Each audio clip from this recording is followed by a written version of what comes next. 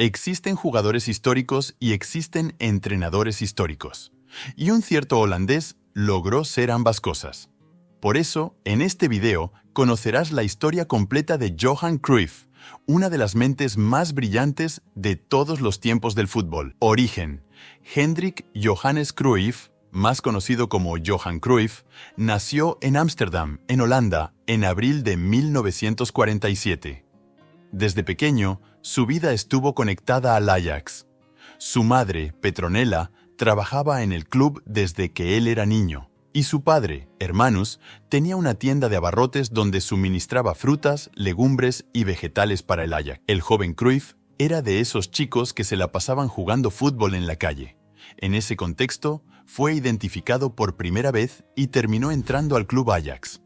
A los 10 años, ingresó a las categorías juveniles, y a los 17, en 1964, hizo su debut en el campeonato holandés con el Ajax contra el Groningen. El club perdió ese partido, pero el joven Johan Cruyff dejó su tarjeta de presentación mostrando que tenía potencial para ser un gran mediocampista ofensivo, marcando su primer gol en su debut. Esa derrota en el debut no fue un resultado atípico, porque en la temporada de 1964-1965, el Ajax estaba muy mal, terminando en el 13º lugar en la tabla del campeonato holandés, solo 2 posiciones por encima de la zona de descenso. En esa ocasión, el campeón holandés fue el Feyenoord, gran rival del Ajax. En la temporada siguiente, los fanáticos del Ajax no sabían que 2 factores cambiarían la percepción del fútbol en Europa y tal vez en todo el mundo: Cruyff y Rinus Michels. Johan Cruyff se unió a Rinus Michels. En 1965, el Ajax firmó con el exjugador para ser su nuevo técnico, Rinus Michels. Él, quien se convirtió en el mejor técnico de la historia del club, llegó lleno de ideas para revolucionar el fútbol del Ajax. Quien también estaba lleno de ideas diferentes y veía el juego de una manera distinta, era el propio Johan Cruyff. La unión de 2 revolucionarios en el fútbol solo podría resultar en una revolución. En la primera temporada, esta química comenzó a dar resultados. El Ajax, en la temporada anterior, luchó por no descender, pero en 1965-1966 ganó el título del campeonato holandés con 7 puntos de ventaja en la cima, por delante del propio Feyenoord, con el mejor ataque y la mejor defensa de la competencia. De casi descendido el año anterior a campeón indiscutible. Aquí fue donde comenzó a tomar forma lo que luego se llamaría fútbol total. El fútbol se caracterizaba por jugadores que no tenían posiciones fijas en el campo, intercambiando constantemente como un carrusel. En la temporada 1966-1967, los jugadores, liderados por Michels fuera del campo y por Cruyff dentro del campo, no quitaron el pie del acelerador. Especialmente el número 14 del Ajax, quien tuvo su primera temporada señalada como uno de los mejores jugadores de Europa. El Ajax ganó el bicampeonato holandés, dejando al Feyenoord en segundo lugar y marcando 122 goles en la competencia, de los cuales 33 fueron de Johan Cruyff. Detalle: eran 34 jornadas y él marcó 33 goles, es decir, un promedio de prácticamente un gol por partido. Apenas en su tercera temporada como profesional, fue un desarrollo meteórico. Además, el Ajax llegó a la final de la Copa de Holanda contra el NAC Breda y ganó con gol de Cruyff, logrando el doblete en Holanda.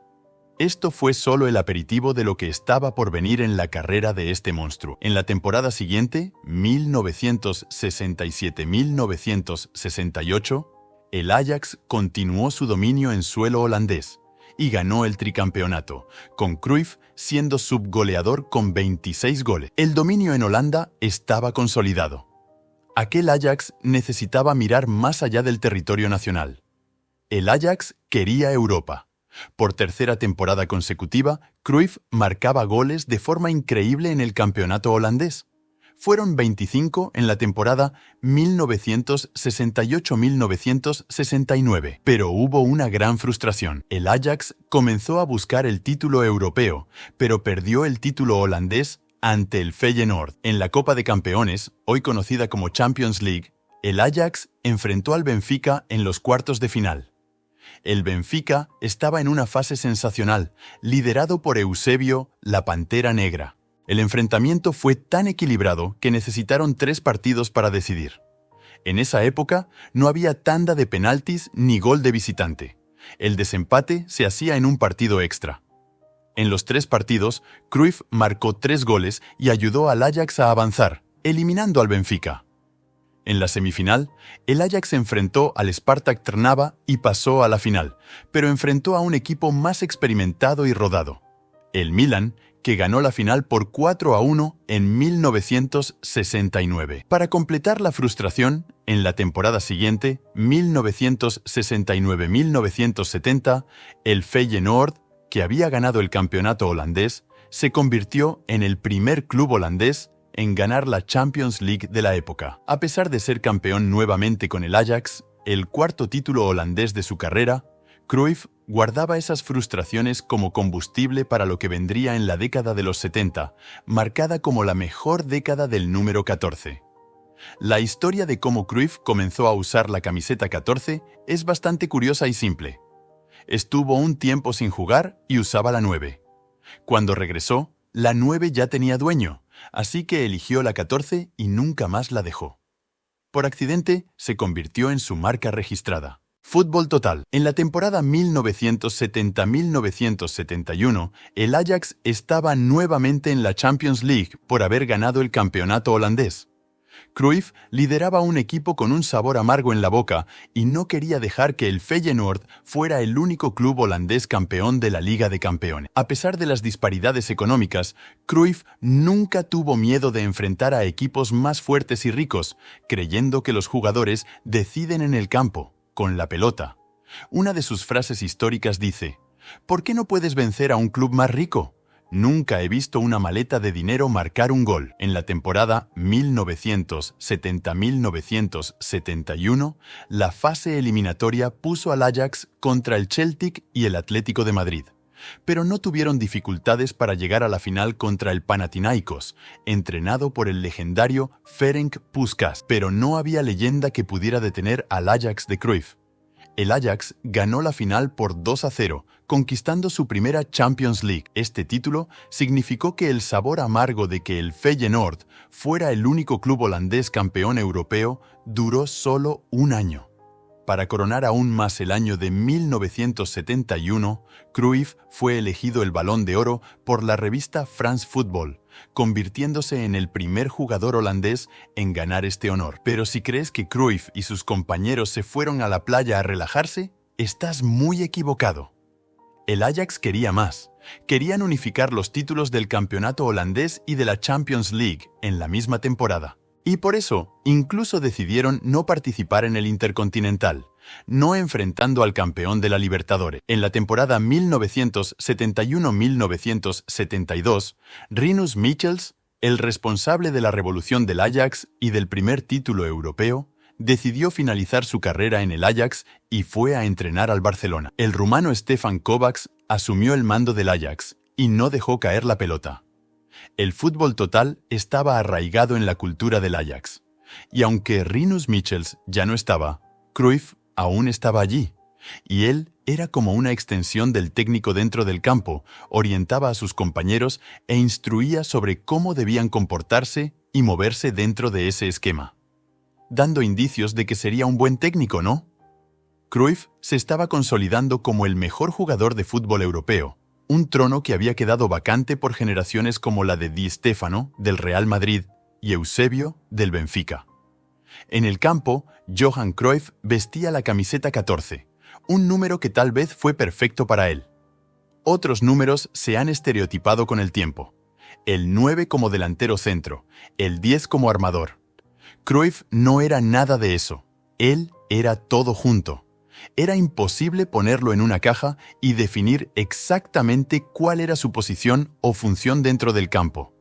Si el Ajax jugaba el fútbol total, Cruyff era el jugador total. Una de sus frases inmortales es: «Yo creo que todos deberían ser capaces de jugar en todas las posiciones del campo.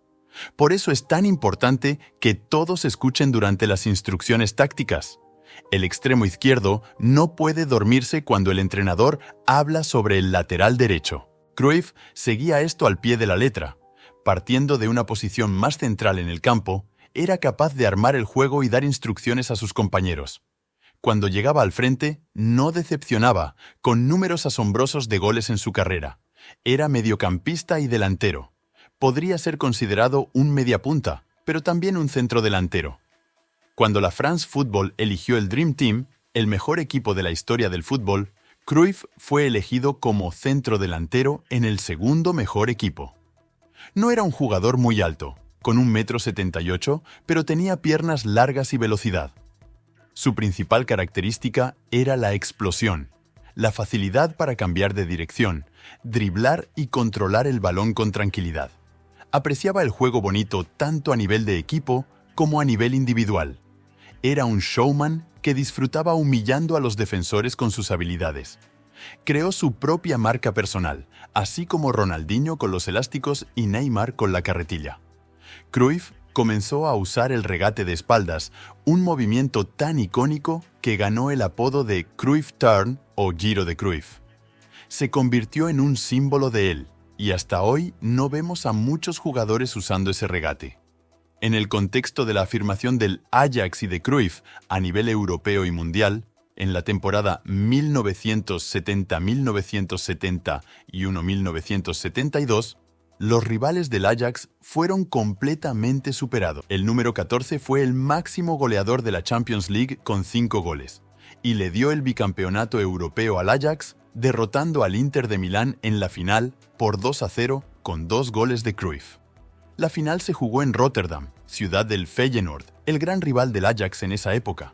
En el campeonato holandés, el Ajax tampoco se detuvo, logrando 30 victorias en 34 partidos. Fueron campeones con creces, teniendo a Cruyff como máximo goleador con 25 goles.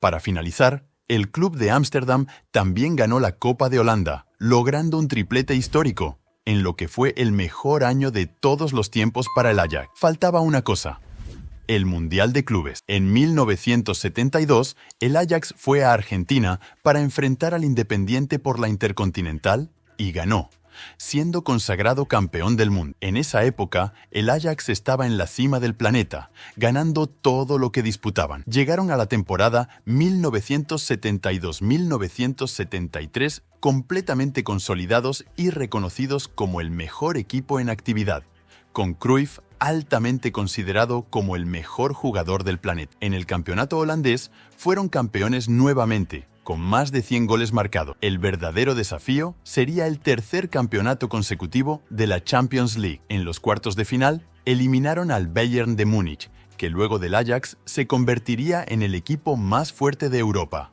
En las semifinales, enfrentaron al Real Madrid, ya en esa época el mayor ganador de la Champions, y en la final, a la Juventus, que perdería por 1-0, confirmando el tricampeonato europeo consecutivo del Ajax. Segundo equipo en lograr esto, después del Real Madrid en la década de los 50. Entonces, a finales de 1973, Cruyff fue elegido Balón de Oro por la France Football por segunda vez. A pesar del reconocimiento de su talento, algo afectó mucho a Cruyff al final de esa temporada. Los jugadores del Ajax realizaron una votación para decidir quién sería el capitán del equipo, y otro jugador histórico del club, Piet Keizer, ganó la votación. Cruyff se sintió dolido y decidió que era hora de decir adiós. Adiós al Ajax y nueva era. En agosto de 1973, Cruyff decidió que quería seguir los pasos de Rinus Michels y terminó transfiriéndose al Barcelona en lo que fue la mayor transferencia de la historia hasta entonces: 1 millón de euros. Recordemos que los valores de transferencias de épocas más remotas son discutibles, ya que al ser convertidos a euros actuales hay muchos redondeos. De cualquier manera, el valor era tan alto que el gobierno español intentó bloquear la transacción. El Barcelona tuvo que hacer una gambiarra administrativa, registrando a Cruyff como una pieza de maquinaria agrícola, como un tractor. El tractor Cruyff. Esta inversión pesada por parte del Barcelona se justificaba, ya que el club estaba en crisis, con 13 años sin ganar el campeonato español. ¿Y quién mejor para resolver ese gran problema que el mejor jugador del planeta? Es importante pensar en lo audaz que fue Cruyff, ya que era considerado el mejor jugador del mundo y podría haber ido a cualquier club que quisiera. Estaba jugando en el equipo que era tricampeón europeo, Carrusel holandés. Esa copa quedó marcada como la primera y única en la carrera de Cruyff y también inmortalizada por el mundo que llegó a conocer lo que era realmente el fútbol total. En esa época no teníamos smartphones ni internet, por lo que sucedía en suelo holandés con la Nations League o la Champions League de la época no llegaba con facilidad al resto del mundo. Pero la Copa del Mundo era diferente. Todo el mundo la veía. Desde el inicio, Cruyff causó polémica en esa Copa del Mundo, ya que Holanda era patrocinada por Adidas y tenía las famosas 3 franjas en la manga de la camiseta. Como Cruyff era patrocinado por Puma, no quería hacer propaganda gratis para Adidas. Entonces, fue visto como el único jugador de la selección holandesa que arrancó una de las franjas para quedarse solo con 2, eliminando así la representación de Adidas.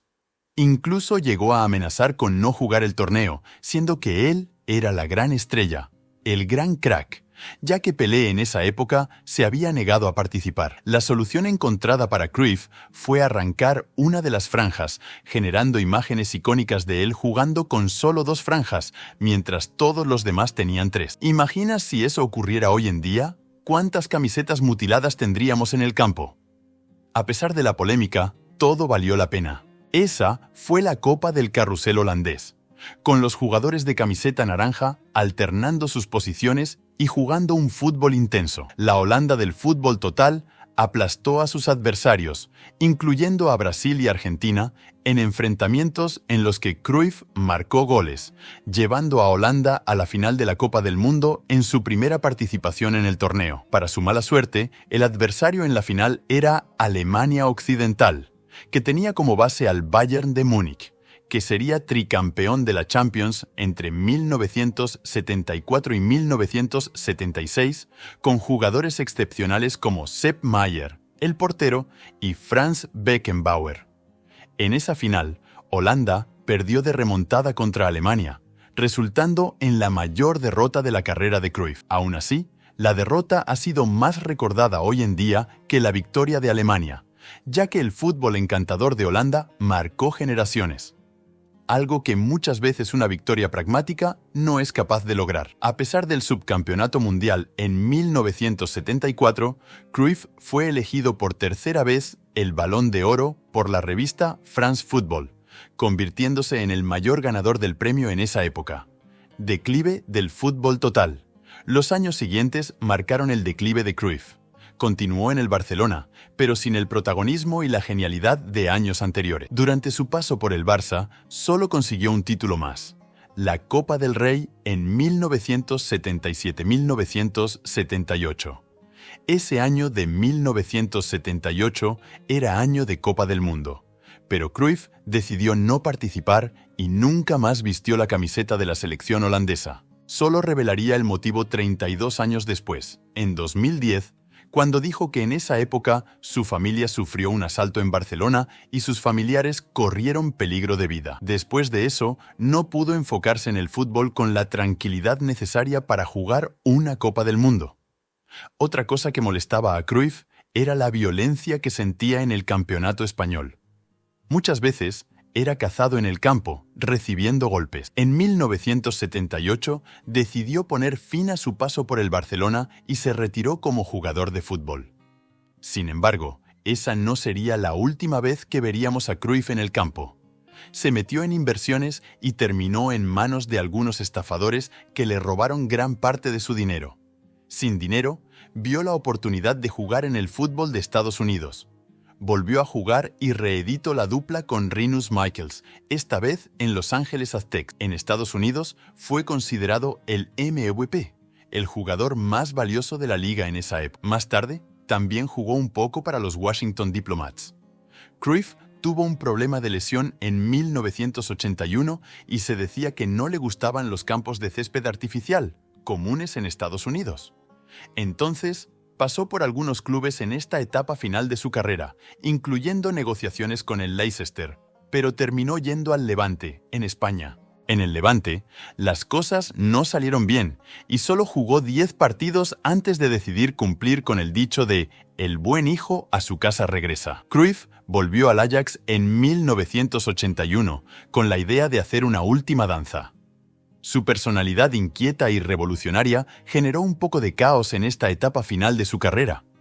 En 1982, él y su compañero de equipo Jesper Olsen crearon un momento histórico e icónico del fútbol al idear un lanzamiento de penalti en el que Cruyff pasó el balón en lugar de chutar para que Olsen entrara en el área y se lo devolviera a Cruyff para marcar el gol, algo que repetirían Luis Suárez y Lionel Messi en 2016 en el Barcelona. Durante este periodo, Cruyff también compartió el campo con dos promesas del Ajax, que seguirían sus pasos en la selección de Holanda y se convertirían en jugadores históricos, Frank Rijkaard y Marco van Basten. Juntos ganaron el campeonato holandés en la temporada 1980 y 1982 y el doblete en Holanda la temporada siguiente. Aún así, al final de la temporada, el Ajax decidió no renovar el contrato de Cruyff, considerándolo demasiado viejo a los 36 años. Fue un final amargo para su paso por el Ajax, sin una despedida calurosa. Cruyff, amargado por la decisión del club, estaba dispuesto a demostrar que estaban equivocados. Así que firmó con el Feyenoord, el gran rival del Ajax, una transferencia impactante incluso para los aficionados del Feyenoord, que se opusieron a esta transferencia. Sería como si Cristiano Ronaldo, después de años en el Real Madrid, fuera al Barcelona, o Messi, saliendo y yendo al Real Madrid. Cruyff comenzó a usar la camiseta número 10 y se unió a Ruud Gullit. En la temporada 1983-1984, Cruyff, impulsado por el odio y el sentimiento de venganza, logró ser campeón holandés, algo que el club no conseguía desde hacía 10 años, y ganar el doblete nacional llevándose la Copa de Holanda. El Ajax tuvo que tragarse su decisión, ya que quedaron terceros en el campeonato holandés y tuvieron que ver a Cruyff levantando 2 trofeos en el mismo año. Tras esta temporada victoriosa y vengativa, Cruyff finalmente decidió colgar las botas, poniendo fin a la carrera de uno de los jugadores más brillantes de todos los tiempos. A lo largo de 20 años de carrera, conquistó 22 títulos, incluyendo 10 ligas nacionales, 9 en Holanda y 1 en España. Además del destacado tricampeonato de la Champions League. Marcó 403 goles en su carrera, de los cuales 271 fueron con el Ajax. Entrenador Cruyff, pero la jubilación de Cruyff como jugador no duró mucho. Rápidamente se convirtió en técnico, como muchos ya preveían. El fútbol total que había ayudado a implementar con Rinus Michels ahora podía ser llevado por él a otros clubes, no más dentro del campo, sino como comandante. Curiosamente, su primer club como técnico fue el Ajax. Incluso después de toda esa venganza, asumió el mando técnico del club en 1985. Cruyff tuvo carta blanca para implementar sus ideas, contando con un elenco joven y talentoso, incluyendo a Frank Rijkaard y Marco van Basten. En 2 temporadas logró ganar 2 veces la Copa de Holanda y una Recopa de Europa, una competición que ya no existe, pero que era similar a una Champions League para los ganadores de las copas nacionales. A pesar de no haber logrado ganar el campeonato holandés, el Ajax de Cruyff mostraba la intensidad y el ímpetu que él tenía como jugador. En la temporada 1985-1986, por ejemplo, el Ajax marcó 120 goles en la liga, con Van Basten siendo el máximo goleador con 37 goles. El fútbol del equipo de Cruyff era puro entretenimiento. No quería solo copiar a Michels, sino mejorar, implantando sus propias características. Para él, el protagonismo con la pelota no era solo ofensivo, sino también defensivo. Si tienes la pelota, el adversario no puede marcar goles. Cruyff valoraba el movimiento inteligente de los jugadores. Todos los entrenadores hablan sobre correr mucho, pero Cruyff decía que no es necesario correr tanto. El fútbol es un juego que se juega con el cerebro. Debes estar en el lugar correcto en el momento adecuado, ni antes ni después. Quería que los jugadores se movieran siguiendo sus instintos sin dejar a los adversarios cómodos. El fútbol consiste básicamente en 2 cosas. Primero, Cuando tienes el balón, debes ser capaz de pasarlo correctamente. Segundo, cuando te pasan el balón, debes ser capaz de controlarlo. Sin el control, tampoco podrás dar el pase. Con esta forma de entender el fútbol, llevaría esto a su próximo y más conocido club. En 1988, Cruyff repitió el camino de Michels y se fue al Barcelona. Nuevamente en el Barcelona, ahora como técnico. Antes de iniciar su viaje como técnico del Barça, ya había cambiado la filosofía del club como jugador, convenciendo al presidente Josep Núñez de crear un centro de formación de jóvenes similar al modelo del Ajax. Un centro para preparar y formar jóvenes, capaz de dejarlos listos para, en el momento adecuado, ingresar al equipo profesional. Ese centro se convertiría en la famosa La Masia, una gran fábrica de talentos. Creo que es terrible cuando los talentos son rechazados en base a datos de computadoras. Basado en ese criterio, yo habría sido rechazado en el Ajax. Cuando tenía 15 años, no podía chutar un balón a 15 metros con mi pierna izquierda y tal vez 20 metros con mi pierna derecha. Mis cualidades técnicas y visión no eran detectadas por una computadora. Cruyff creía que incluso los jugadores que no mostraban gran talento cuando eran jóvenes podían convertirse en buenos jugadores.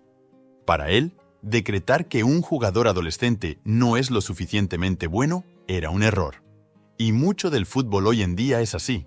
Si no destacas cuando eres niño, no tendrás espacio para desarrollarte. Esta visión acabaría cambiando la filosofía del Barça, como explicó Guardiola, pupilo de Cruyff. Cruyff no me convenció, me enamoré de aquello.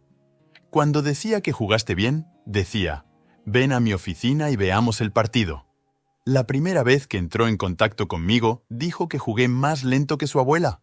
Me decía que si jugaba con 2 toques era lento, con 3 era malo y con 1 podría llegar a ser bueno. Cuando Cruyff llegó como técnico, el Barça no ganaba el campeonato español desde 1974, exactamente cuando él lo sacó de esa sequía como jugador.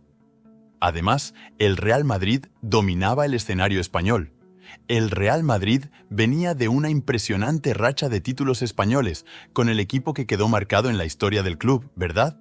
La plantilla apodada la Quinta del Buitre. Sin contar que el club venía de una gigantesca frustración en la temporada 1985-1986. El Barça había llegado a la final de la Champions League y perdido contra el Steaua Bucarest de Rumania en los penaltis, dejando escapar la oportunidad de ganar la primera Champions League de su historia. Pero, en su primera etapa en el Barça, Cruyff había llegado en un mal momento y resolvió las cosas rápidamente. Entonces, ¿por qué no podría hacerlo una segunda vez? Ahora como técnico, estaba decidido a cambiar la situación del Barcelona nuevamente. Llegó despidiendo a varios jugadores y enfocándose en ascender a algunos talentos jóvenes de la Masia al primer equipo, además de buscar otras promesas con potencial de ligas diferentes.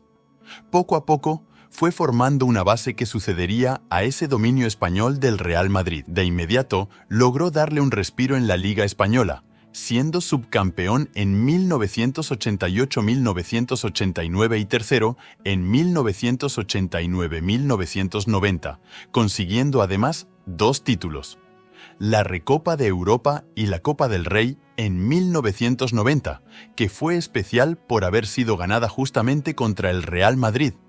Pero lo mejor estaba por venir. El Barcelona entró en la década de los 90 con extranjeros fenomenales contratados por el club, como el holandés Koeman, el danés Laudrup y el búlgaro Stoichkov, además de jugadores españoles que ya estaban en el equipo, como el propio Pep Guardiola, los defensas y Vaquero. Así se inició aquella secuencia victoriosa que daría nombre al equipo. El Dream Team. En la temporada 1991-1992, el Barcelona de Johan Cruyff logró ganar el campeonato español, acabando con el sueño del Real Madrid de ser hexacampeón consecutivo. Y lo hicieron con estilo, marcando 74 goles, el mejor ataque de la liga y con 10 puntos de ventaja sobre el segundo lugar. Pero esa temporada también marcó un gran susto en la vida de Cruyff. Era un fumador compulsivo y en esa época sufrió insuficiencia coronaria, teniendo que someterse a un bypass para tratar el problema. En ese momento, abandonó el tabaco y llegó a hacer campañas contra el tabaco. Pero eso no afectó a Cruyff, que quería mucho más. Como campeón español, el Barcelona ganó el derecho a participar en la próxima Champions League, en la temporada 1991-1992. Vendría entonces el apogeo de ese equipo. El Barcelona logró otro título de la Liga Española, esta vez con un ataque aún más poderoso, marcando 87 goles. Pero la cereza del pastel sería la conquista de la tan soñada UEFA Champions League. El trabajo de Cruyff entraría definitivamente en la historia el día 20 de mayo de 1992, cuando el Barcelona, donde ya había sido campeón como jugador, llegó a la final con una formación más o menos 3-4-3. Tenían en el defensa Koeman a un compañero que tenía mucha facilidad para salir jugando, perfecto para iniciar las jugadas. Justo delante, Pep Guardiola hacía una función en el mediocampo similar a la que hace Busquets en el Barcelona más reciente. Y los dos defensas laterales subían un poco en el campo, actuando como laterales. En cuanto a los jugadores del mediocampo, se quedaban más centralizados, especialmente Laudrup, que jugaba como mediapunta, pero también avanzaba para marcar goles, moviéndose mucho y confundiendo a los adversarios que no sabían exactamente a quién marcar. El equipo de Cruyff era imprevisible, intenso y protagonista con el balón. Querían ganar dando espectáculo. Para él, una victoria sin entretenimiento no valía. El fútbol es espectáculo, pero ser simple no significa ser fácil. Jugar al fútbol es muy sencillo, pero jugar al fútbol sencillo es lo más difícil que existe. Esa final fue difícil, y el Barcelona necesitó tiempo extra para vencer a la Sampdoria de Italia por 1-0, con un gol de tiro libre de Koeman. Curiosamente, ese día el Barcelona jugó de naranja, al igual que la selección de Holanda. Ese título de la Champions permitió que el Barcelona jugara la Intercontinental contra el campeón de la Libertadores, el São Paulo. Cruyff y Tele Santana, entrenador del São Paulo, se encontraron en el hotel y quedaron maravillados el uno con el otro, conversando hasta altas horas de la madrugada. Llegaron a hacer un pacto. Si algún jugador de los dos equipos hacía algo que no estuviera de acuerdo con el fútbol bonito, sería sustituido de inmediato. Al final, el tricolor paulista ganó por 2-1, consagrándose campeón del mundo. Cruyff mostró admiración por ese equipo de São Paulo, diciendo que, si me van a atropellar, que sea una Ferrari.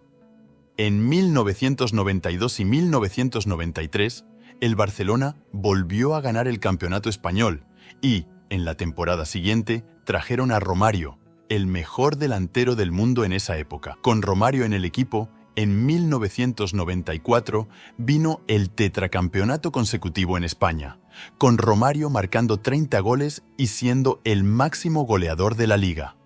Sin embargo, ese año, el Barcelona sufrió una de las mayores humillaciones en la carrera de Cruyff, siendo aplastado por el Milan en la final de la Champions League por 4-0. Pero eso no fue capaz de manchar su historia en Cataluña.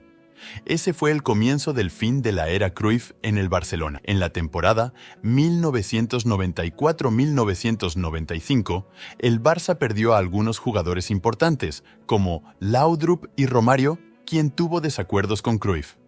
Era el comienzo del fin de ese Dream Team. El Barça no consiguió más títulos bajo el mando de Cruyff, quien decidió finalizar su etapa al término de la temporada 1995-1996, saliendo como el técnico más longevo en la historia del club, con 8 temporadas y 413 partidos, conquistando 4 campeonatos españoles, una Copa de España y la primera Champions League en la historia del club. Cruyff ayudó a consolidar la nueva filosofía del Barcelona, que influiría en todos los rincones del club en las décadas siguientes. Hubo un Barcelona antes de Cruyff y un Barcelona después de Cruyff. Lo que dejó al club no fue solo un legado, sino una visión de futuro, una identidad.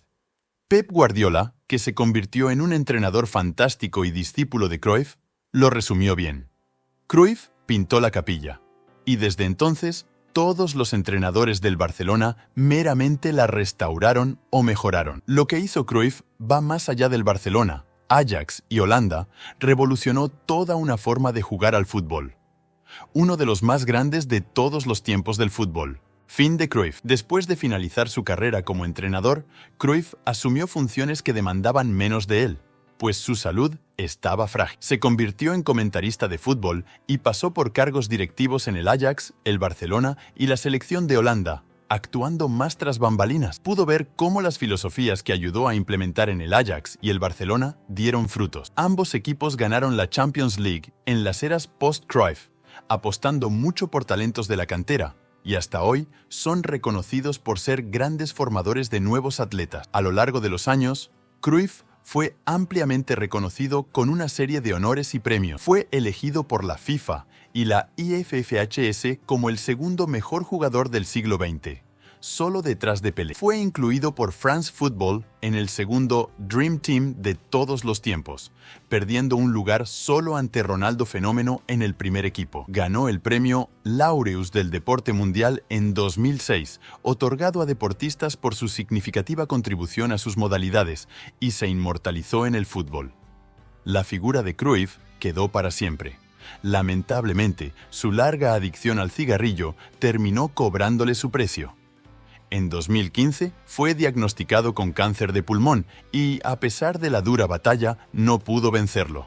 El 24 de marzo de 2016, Hendrik Johannes Cruyff falleció a los 68 años. En 2017, el Ajax anunció que haría uno de los mayores homenajes que un jugador puede recibir. Cualquiera que juegue en el estadio del Ajax hoy en día o visite el lugar puede ver bien grande al frente: Johan Cruyff Arena. El estadio también tiene una estatua de Cruyff en la entrada.